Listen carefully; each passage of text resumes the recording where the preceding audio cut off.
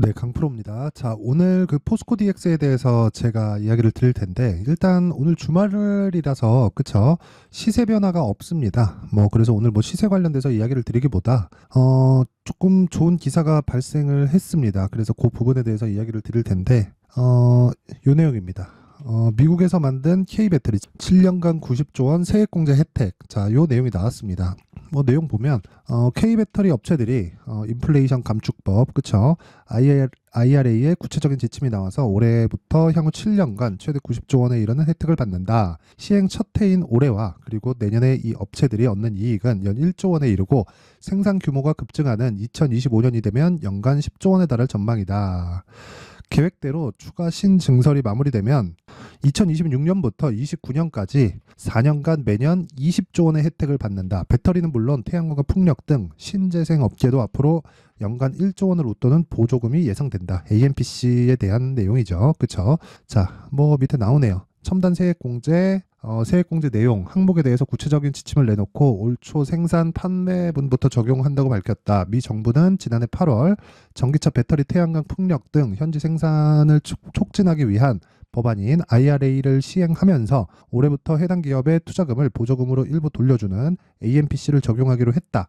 자, 근데 이 내용을 보면 무슨 생각이 드시나요? 그쵸?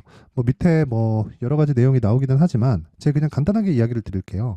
지금 AMPC, 그쵸? AMPC를 나누자는 쪽이 많아요. 그쵸? 세액공제를 받게 되고 그 자금이 돌기 시작하면 셀업체 쪽에서 받아요. 근데 이 셀업체 쪽에서 받을 때 뭐가 생기나요?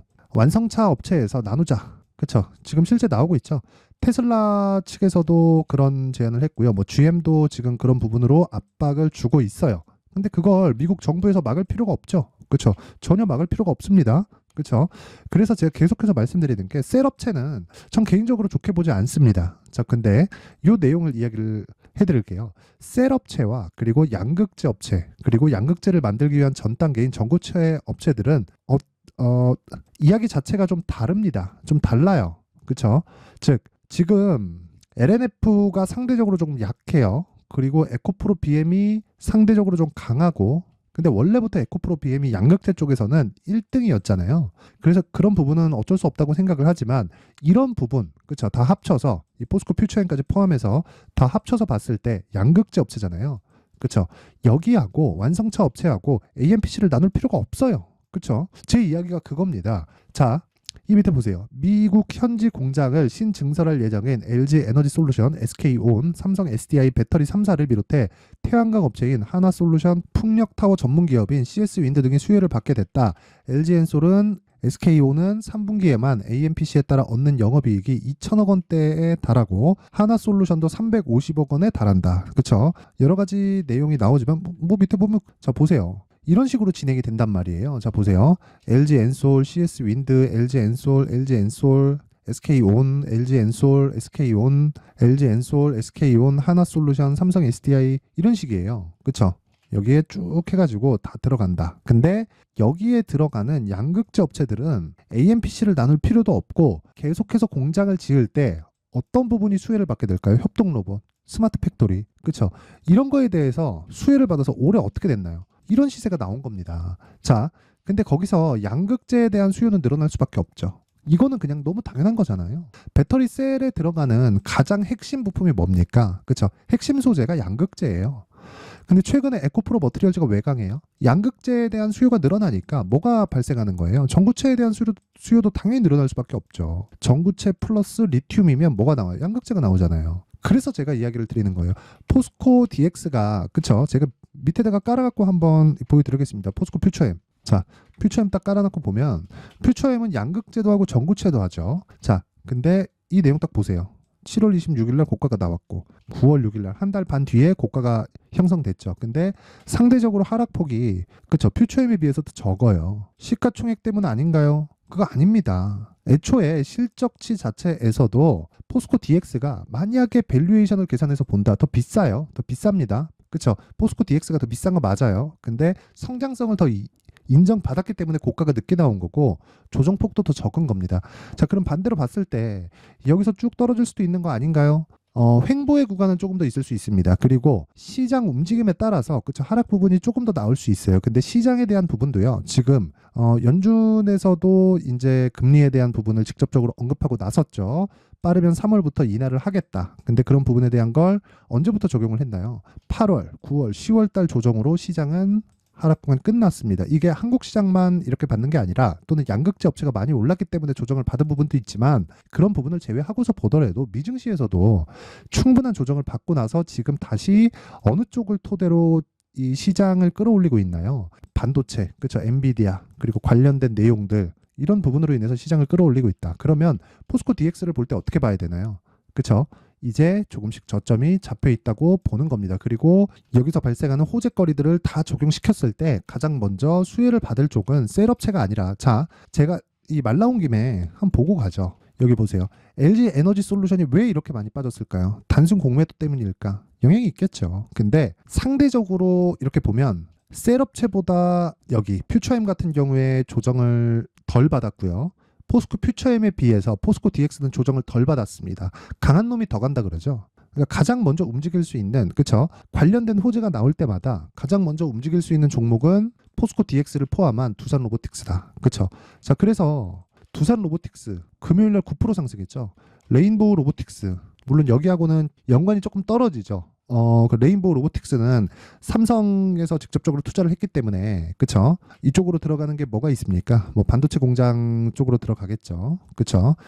물론 뭐 삼성 SDI나 이쪽에 대한 영향을 받을 수도 있지만 무엇보다 기본적으로 삼성전자 쪽에서 이 큰 파일을 가지고 있으니까 이쪽에 영향을 주는 게 맞아요. 근데 실제 이 두산 로보틱스 같은 경우에는 어디랑 지금 계약을 했죠? 현대차랑 계약을 했잖아요. 그래서 이렇게 강세가 나온 거예요. 그러니까 2차 전지에 대한 부분 좋은 거 알고 있습니다. 근데 포스코 DX나 이 두산 로보틱스는 신규 상장주이기 때문에 비교하기가 조금 그렇긴 하지만 그렇죠. 상대적으로 봤을 때 강한 움직임이 나오고 있는 건 시장이 지금 인정을 해주고 있다. 그래서 이 고가 구간에서 조정을 좀 받았다고 하더라도 그렇죠. 제가 여기 12월 초에 정확하게 이야기를 드렸었던 게 한 가지 약간 조금 불안한 내용은 그거라고 이야기를 드렸어요. 제가 MSCI 그 리밸런싱에 의해서 패시브 자금이 들어왔을 때 약간 좀 불안한 그런 부분이 있다. 그래서 조정을 조금 줄 수 있는데 너무 걱정 안 해도 된다. 어차피 다시 올라온다. 그래서 이쪽 부분에서 가격 전략을 잡고 우리가 매수할 수 있는 구간을 잡자. 근데 어떻게 됐습니까? 62편 깨고 이제 딱 끝났다라고 할 때 저만 이야기를 했었습니다. 더 올라갈 수 있다고. 그렇죠? 그리고 기본적으로 상대적으로 그쵸 이제 양극재 업체들이 올라오기 시작하면 어떻게 될까요? 포스코 DX 그냥 밀어 올립니다. 그쵸? 그리고 그것에 대한 내용은 이런 내용들이 있습니다. 그래서 이런 부분을 절대 무시하고 우리가 지내면 안 됩니다. 그쵸? 그리고 무엇보다 이쪽 그쵸 이 공장 증설 쪽은 뺏길 일이 전혀 없죠. 그리고 이 증설에 대한 부분은 어쩔 수 없이 해야 되니까 자 에코프로 BM만 보더라도 뭐가 됩니까? 27년까지 지금 생산 캐파가 증가하는 게 거의 한 4배 정도가 됩니다. 그리고 CAGR 있죠. 연평균 성장률이 40%에 30%에 달합니다. 그쵸 30%에 달하기 때문에 이런 부분을 다 감안했을 때 포스코 DX가 가장 큰 수혜를 볼 수도 있습니다. 그쵸 단순히 이 수급상 문제로 인해서 내가 걱정할 필요는 없다. 그렇죠? 그리고 지금 중요한 건 포스코 DX의 가격 그리고 단기 보유 전략인데 이 내용을 어떻게 잡는지에 따라서 내가 그렇죠? 내가 수익을 볼 수 있는 폭 자체가 달라질 겁니다. 그렇죠? 이제 길게 말씀드리지 않겠습니다. 단기 보유 전략 2주 안에 끝낸다. 그리고 가격 전략 2주 안에 끝낼 수 있는 가격을 잡는다. 근데 이 두 가지 내용이 오케이 되었을 때 3개월까지 이어지는 장기 투자 구간으로 들어가고 장기 투자 구간에서는 50% 100% 정도의 수익 구간을 맞이할 수 있는 상황이 그렇죠. 2주 안에 결정이 지어진다고 보시면 됩니다. 자, 요 내용을 제가 모든 분들이 이해할 수 있게 제가 여기 20페이지에 걸쳐서 상세하게 준비를 해놨으니까 구독과 좋아요 꼭 한 번씩 눌러주시고 제가 보낼 수 있는 번호가 있어야 되니까 상단에 있는 전화번호로 숫자 3이라고 문자 보내주시면 제가 한 분 한 분 빠짐없이 포스코 DX의 가격 그리고 단기 보유 전략을 공유해 드리도록 하겠습니다. 자 그리고 제가 이렇게 말씀드리는 이유는 뭐가 됩니까? 포스코 DX가 뭐예요? 신고가 종목이죠. 그렇죠? 포스코 퓨처엠도 신고가 종목이었지만 신고가 계속 갔었잖아요.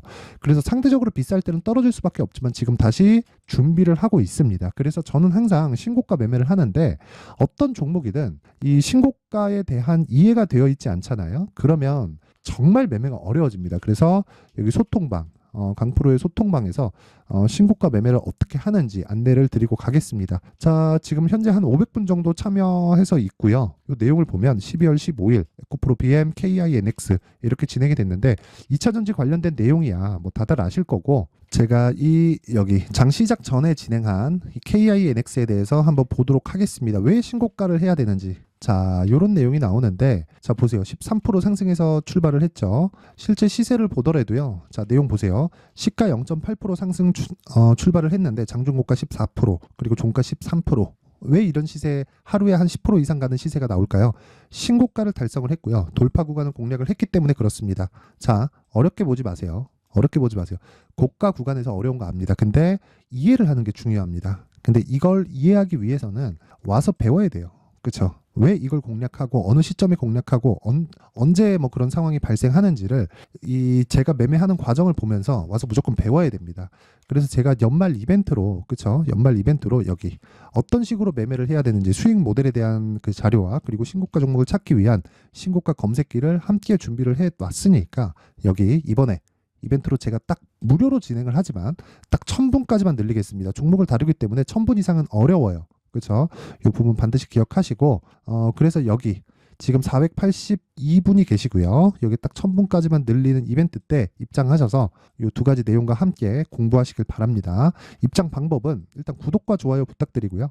상단에 있는 전화번호로 참여라고 문자를 보내주시면 제가 그 번호로, 그쵸? 그 번호로 소통방 입장 링크, 그리고 여기 수익 모델과 신고가 검색기에 대한 자료. 자, 이 내용 그렇습니다. 이거 눌러보면, 자, 보세요. 신고가 검색기 있고, 여기 쭉 되어 있는데, 여기서 제가 집중해서 사용을 해야 될 것만 딱 추려서 어떻게 쓰는지 이렇게 이 내용을 준비를 해왔으니까, 자, 구독과 좋아요 부탁드리고요. 영상 상단에 있는 전화번호로 참여라고 문자를 보내주시면 제가 그 번호로 모든 분들에게 다 순차적으로 공유를 해드리도록 하겠습니다.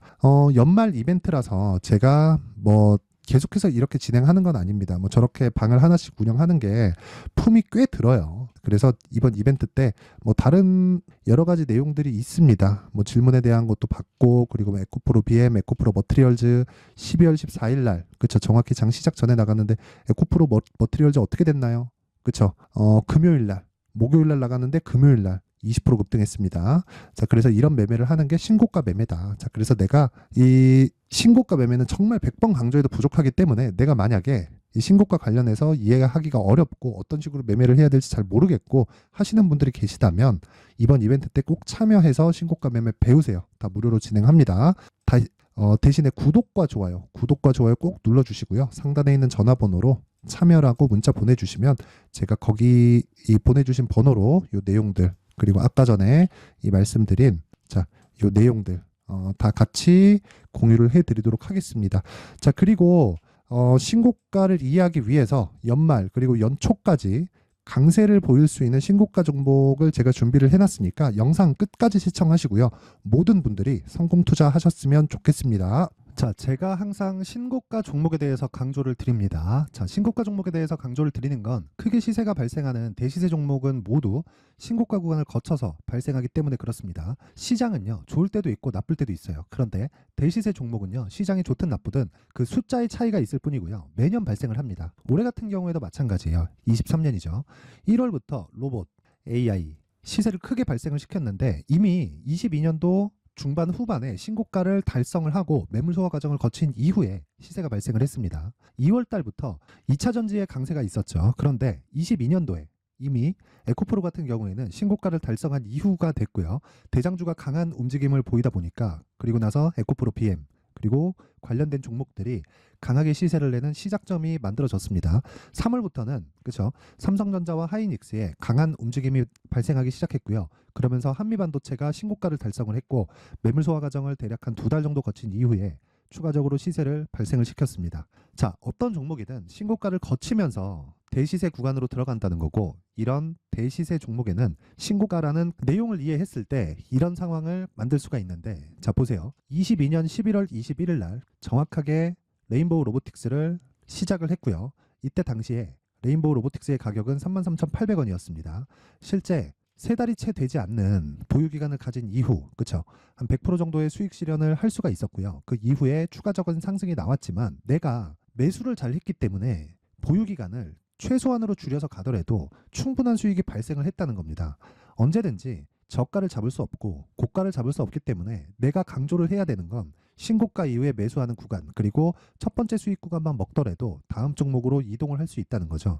실제 그리고 나서 3월 달에 반도체 종목에 대해서 계속해서 제가 강조를 드렸었고, 그런 이후에 매물 소화 과정을 거치고 5월 달부터 반도체 공략을 시작한 결과, 그쵸? 3달이 채 되지 않아서 ISC 그리고 한미 반도체까지 100%에 달하는 수익 실현에 성공을 했습니다.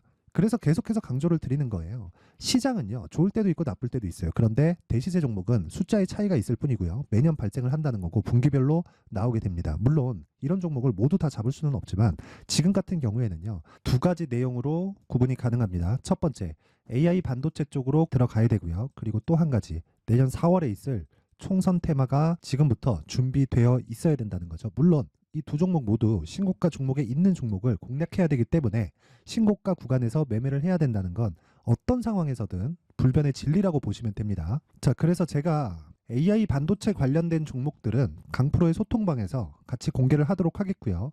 4월 달에 있을 총선을 대비한 대시세 종목은요, 이렇게 준비를 해왔습니다. 자, 내용을 한번 보시면, 그쵸? 큰 폭의 하락을 거친 이후에 장기간 횡보 구간을 거쳤고, 그리고 최근에 들어서 신고가를 만들어냈죠. 이후에 추가적으로 상승이 나오는 구간을 만들기 위해서 눌림목 구간에 있는 그런 상황이고요. 지금은 매집 구간에 있다고 보시면 됩니다. 자, 장기간 매집이 중요한가, 단기간 매집이 중요한가, 이런 부분에 대해서는 모두 무시하셔도 되고, 무엇보다 신고가를 갔다는 것 자체, 그리고 변하지 않는 총선 스케줄을 본다면요, 지금부터 내용을 준비를 하셔야 되고 매집 구간으로 계속해서 삼고 있어야 됩니다. 자, 지금부터 물량을 잘 모아 가시면 정말 크게 수익은 낼 수 있는 매매를 할 수 있다라고 이야기를 드릴 수 있기 때문에 이 종목이 어떤 종목인지 잘 받아가서 결과적으로 큰 수익을 볼 수 있는 이런 매매를 해보고 싶어 하시는 분들이 계시면요, 구독과 좋아요 부탁드리고요. 그리고 상단에 제 전화번호 확인해서 대시세라고 문자 보내주시면 되고요. 대시세라고 문자 보내주시는 분들에 한해서만 제가 어렵게 찾아놓은 이 종목을 모든 분들에게 다 공유를 해드리도록 하겠습니다. 내년 총선은 바뀌지 않은 스케줄이기 때문에 이 종목 꼭 받아가서 모든 분들이 큰 수익 내셨으면 좋겠습니다.